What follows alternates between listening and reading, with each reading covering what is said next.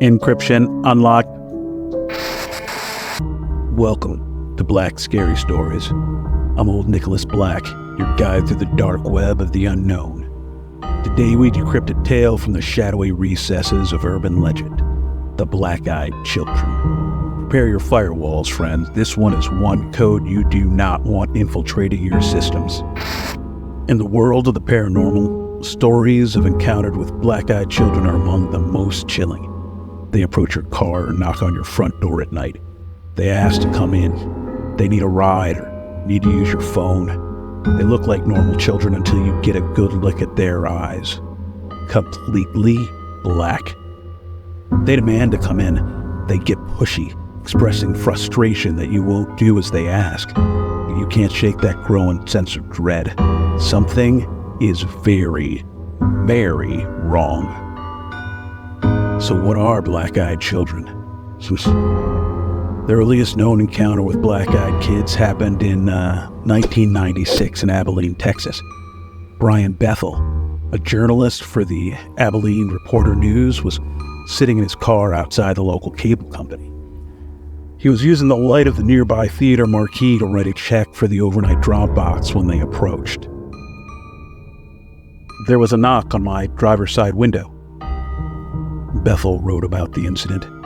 Two young boys, somewhere between 9 to 12 years old and dressed in hooded pullovers, stood outside. Bethel rolled the window down slightly, expecting the kids to ask him for money, but he immediately felt an incomprehensible, soul-racking fear. A conversation ensued between one boy, a somewhat suave, olive-skinned, curly-headed young man, and myself. Bethel said.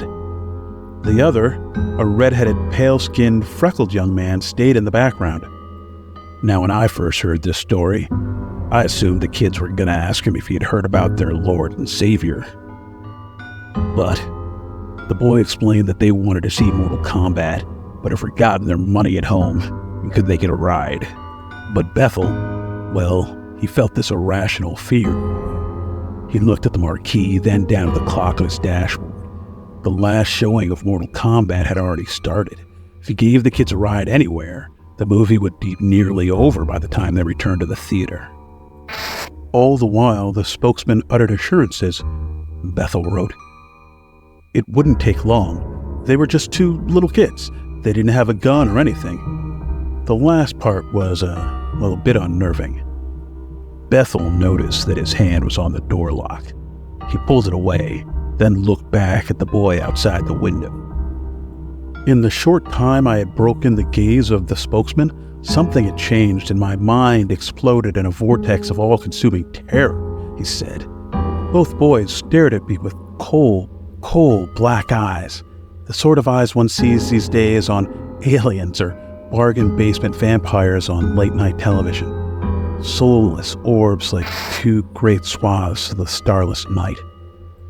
He began to panic, but tried to appear calm. He apologized and made excuses why he couldn't help them. He put the car in reverse and began to roll up the window. My fear must have been apparent. The boy in the back wore a look of confusion. The spokesman banged sharply on the window as I rolled it up, his words full of anger echoing in my mind even today. "We can't come in unless you tell us it's okay. Let us in." I drove out of the parking lot in blind fear, and I'm surprised I didn't sideswipe a car or two along the way. I stole a quick look in my rearview mirror before peeling out into the night. The boys were gone. Even if they had run, I don't believe there was any place they could have hidden from my view that quickly. Now, Bethel shared that story with a small group of friends on an email list in 1998. The story spread exponentially from there, becoming one of the earliest internet urban legends. The phenomenon eventually took on the name of black-eyed children, black-eyed kids, or simply BEK. And there have been a lot of similar encounters reported since Bethel's story first made headlines. What did I see? Bethel wrote in 2013. Your guess is literally as good as anyone's. I've had everything from vampires to demons to ghosts to aliens to a somewhat detailed hallucination posited as possibilities. Another question lingers. What would happen if someone opened the door and let the kids into their home? Or if Bethel had given the kids a ride? As much as I still don't know about what happened that night and why, here's one thing that I do know. It's a gut feeling, but one that rises to a level of almost certainty, he said. If I had given the spokesman and his friend a ride on that long ago evening, I don't think I would be here to type this now.